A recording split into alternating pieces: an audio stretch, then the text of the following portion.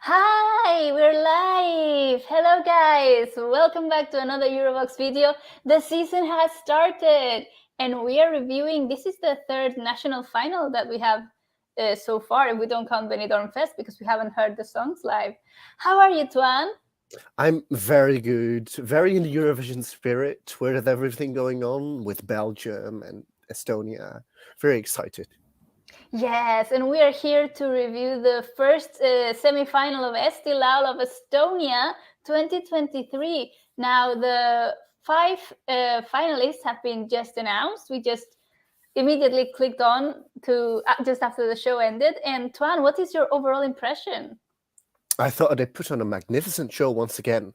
I had some doubts with it, hearing that it would be in a very small arena because they wanted to put more focus on the songs itself and because of budget cuts and everything. But I thought they did a magnificent job, and we could see that they put on more focus on the songs because there was significantly less staging in a lot of the songs. But I thought it was really, really good. Yeah, let's go say hi to everyone in the live chat. Rex Asian. Hi, Rex Asian. You are right. I just checked the video description and we have messed up a little bit, but you guys will forgive us. And you guys know the right semifinalist and we know the right semifinalist because we just checked. So let just that be a busy day in Eurovision world. Hello, Sarah. Nice to see Hello. you. Francesca Sambrogio. Hello. Yusuf Tokimeki and Pretty Girls were robbed. We will talk about that also. Mark Bookard. Hi guys. Hi to you Hi. too. Hello ESC Manga. Oh, my favorite clubs. Hello clubs. The interval act was a banger. Yes, indeed. Camila Luna, who are the qualifiers? We will let you know very soon. Right, Bailey, you have not watched it. Don't worry, we're here to fill you in. And Happy New Year 2023. Happy New Year to you too. Yes. And Mr. Eurovision 1986, you were disappointed that your least favorite from this semifinal got through, although you're happy for most. Yes, and without further ado, let's start discussing about the show. For me personally, there was two parts of the show. I was a little bit unimpressed with the first like 5 or 6, and I was thinking, maybe the quality is not so good this year. But after that, like the next other 5 songs, I was awake. Tuan, which was your favorite in this semifinal? I actually think that my favorite from this semi-final was Unicorn Vibes. But Oh, that is very you. It's totally fine. We're here to like everything. I also loved Mia Yksam Korraga. I also really loved that one, and Pretty Girl by Ellip, which all didn't make it through, sadly. Spoiler, but for the guys that didn't watch the show, I'm going to tell you who qualified. Janek with House of Glass qualified. He was the last one to qualify. Anett and Fredi qualified. Ollie and Venom qualified. Andreas with Why Do You Love Me qualified. And Bedwetters with Monsters qualified. Let's start with Janek because he was the first to perform, and I understand that opening a gala is very nerve-wracking. What do you think about Janek, Tuan? honestly, I wasn't very much into the song prior to the live, but I think he really sold it live. It had quite good staging for what he had to work with, and his vocals were amazing. And I thought he really brought the song to life on the stage. Yeah, House of Glass is written also by Morland, and I could see like his signature Morland vibes on the whole song.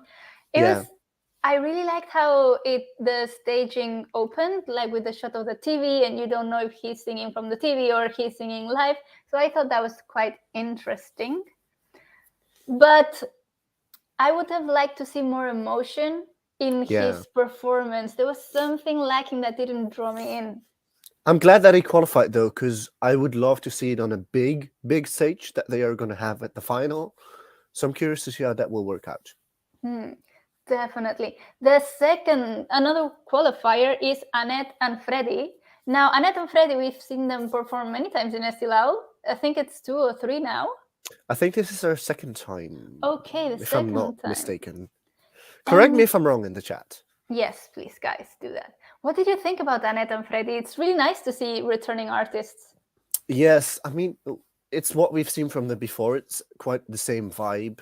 It's a jazzy song. It's very relaxing. I don't think it's anything groundbreaking, but I really enjoy it for what it is and for that it's so relaxing. And they put on a really good show. Her vocals were really good, and with the band being around her, also really good. I thought it was nice.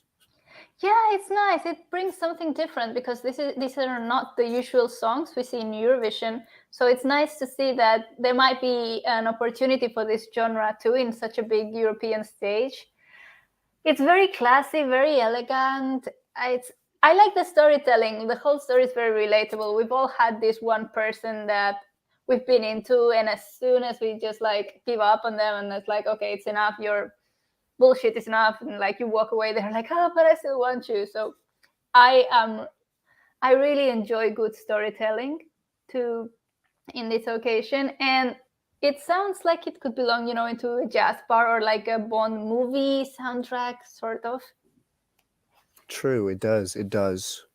I Mhm. think it was I think it was a really good song for what it is, but I don't think it's going to make the super final. Yeah, yeah. Let's see what you guys are saying in the live chat. Um, Evening from Macedonia, Skopje calling. Hello. Hi, Vladimir. Hello. Mr. Systems, hello. Peter Hadjuk, I hope I've said your name correctly. Amazing show. It amazes me how Estonia with 1.3 million population is giving this quality. It's very true. Estonia is an amazing country, Antoine. I think you love Estonia as much as I do, or even more. I just went 2 weeks ago, and I still want to go back already. So Yeah, our little Estonia. It's in our yes, hearts. Clavs Grinch, you're happy about Bedwetters, sad about Merlin. Ooh, you have a Merlin fan with you. Okay, but let's move on to the next qualifier that I have on my list. It's Ollie, Venom. Tuan, we can start with you if you want. What do you think about yeah, Ollie? sure. I'm not a fan of the song. I'll start with that. I think he's a really good performer though, and his vocals slayed, and he put on a really good show, and I think he really elevated the song live. Because I am actually much more of a fan of the song live than I am of the studio version. I enjoyed it actually. Not being a fan of the song, I enjoyed it much more than I think I would. So that's a good thing.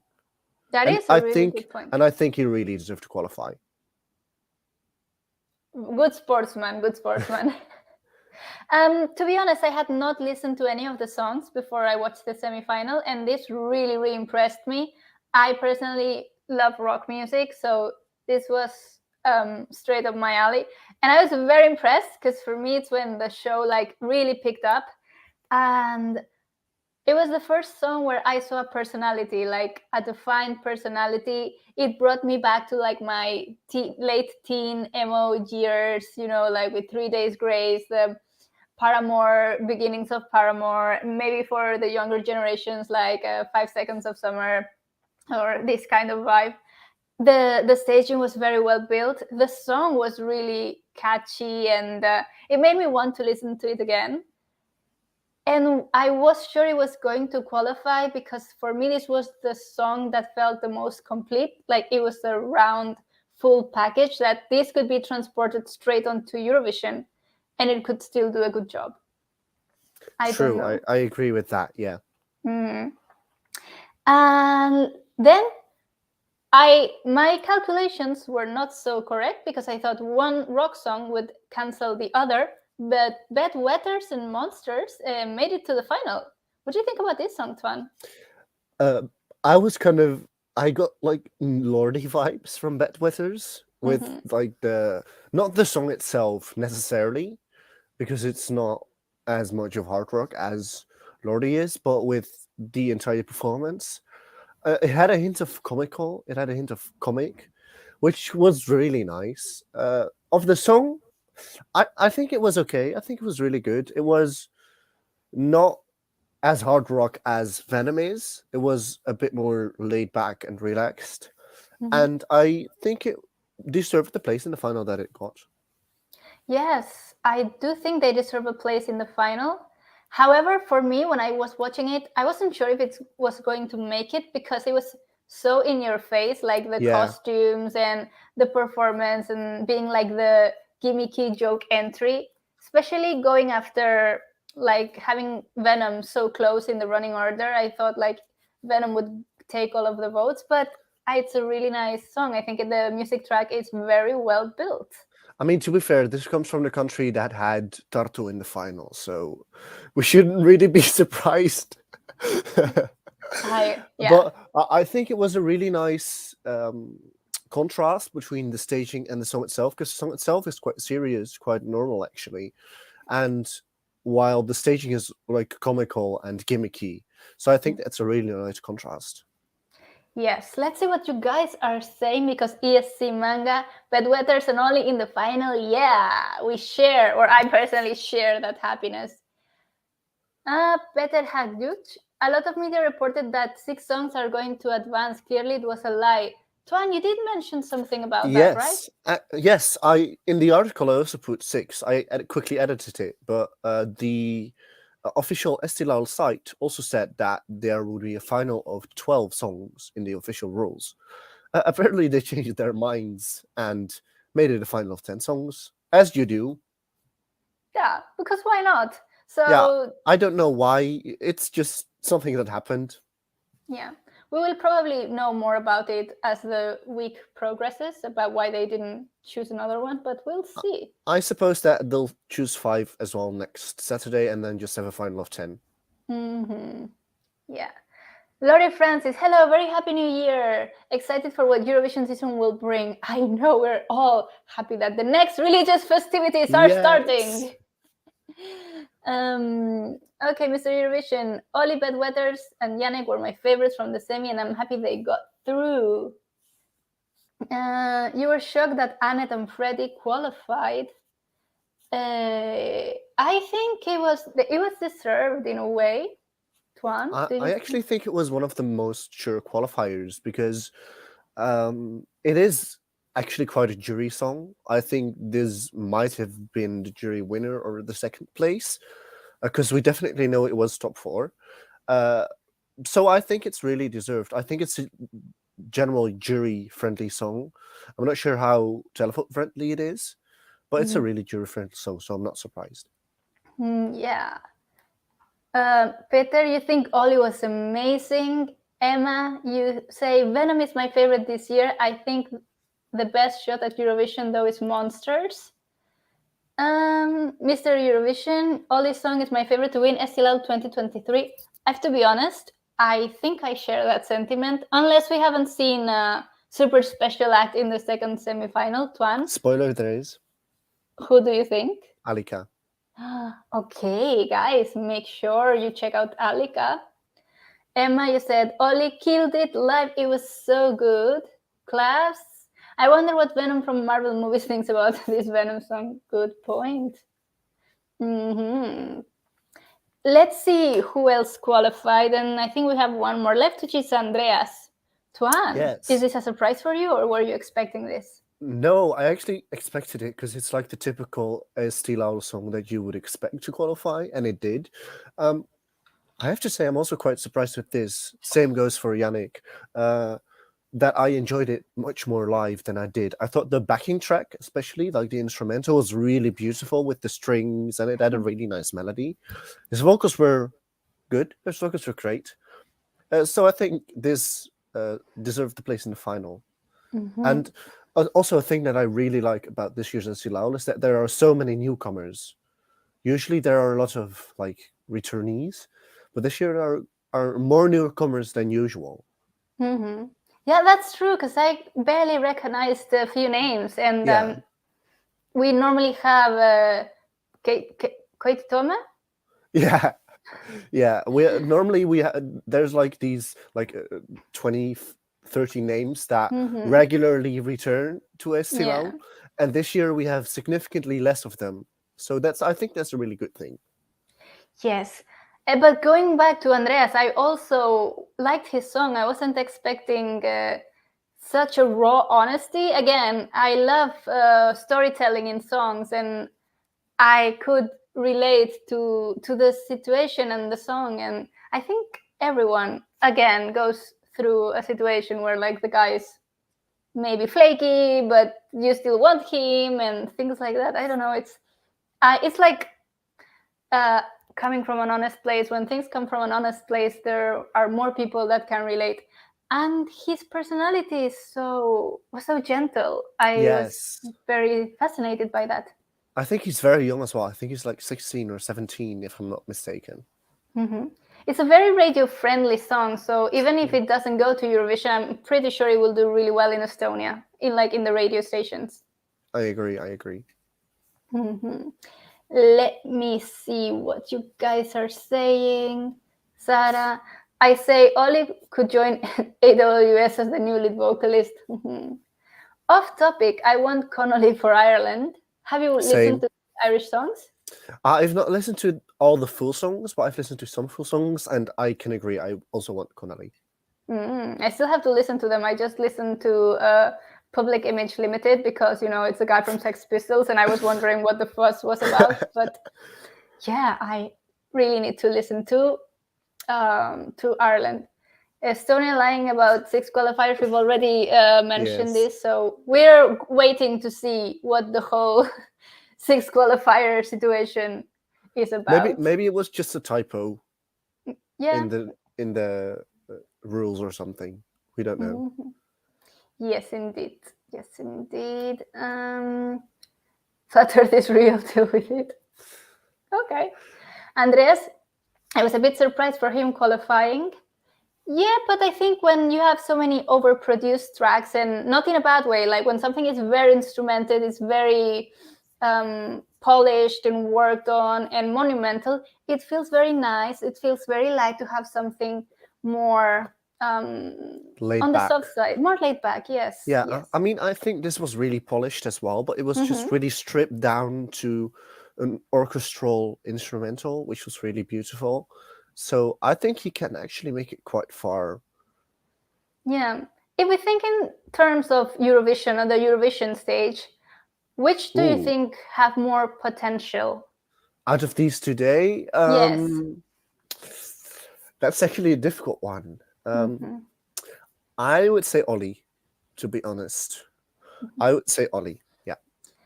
I would say Ollie definitely, because as I mentioned before, for me it's like already a finished product that can be like transported directly to the stage.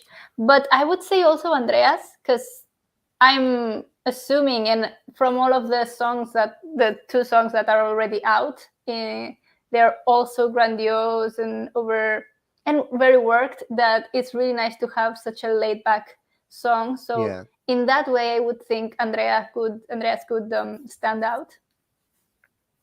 So for me, those two.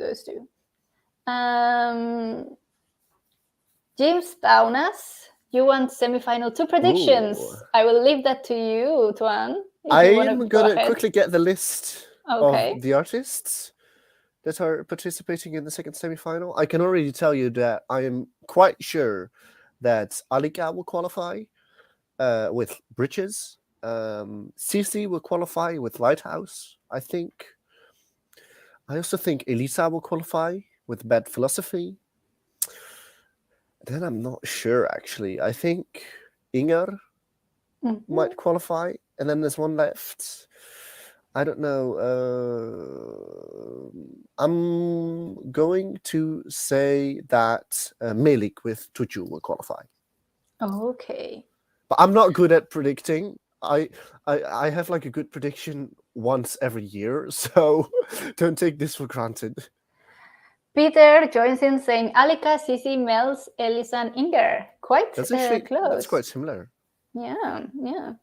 But Tuan, before we close up this live, tell us about We Love Unicorns, on Unicorn Vibes. Why do you like it so much?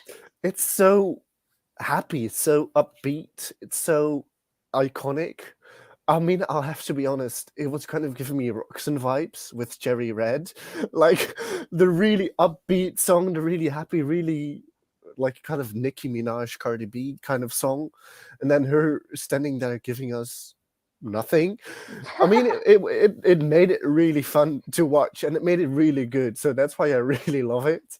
And it gave us a scream at the end from the audience, which no one else caught, by the way. So Yeah, definitely. yes. Like, I was watching it and I didn't know what to make of it because it's what you said. She was giving us nothing, but it was entertaining to, like, I couldn't stop looking at her, but at the same time, I didn't know what I was watching. I mean, to be fair, I think this performance would have really been much better with an LED screen, with like a really busy, chaotic LED screen with thousands of colors and glitters. But she didn't have that here. But I think it was a really enjoyable performance, and will go down in the books of history of Eurovision. In Eesti Laul book of his history book, definitely. I mean, there's always that performance in Eesti Laul that will go down in the books, and this year that's Unicorn Vibes. Definitely. I think Jim is talking about her too. She reminded me of Dina Na. Dina Na. Kind of, yeah. If you don't know her, she's an artist from Melody Festival and also has pink hair. I didn't know that. But I think we've said everything we could about the 5 qualifiers. Yes, Anything else you would... Very excited for Saturday. Yes, but before Saturday we have a Thursday, right? It's Thursday today. I thought it was Tuesday. So, very excited for Saturday too, guys. Sorry. Yes. We do have Malta tomorrow. Okay. I need to really check the calendar to know in which day I'm leaving. So, guys, we were going to wrap it here. Thank you so much for joining, and see you on Saturday with some more Eesti Laul news and maybe more Eurovision news in general. For sure. Thank you, Tuan, for being here, and see you next time. Thank you, Clara, for being here. Bye. Bye-bye.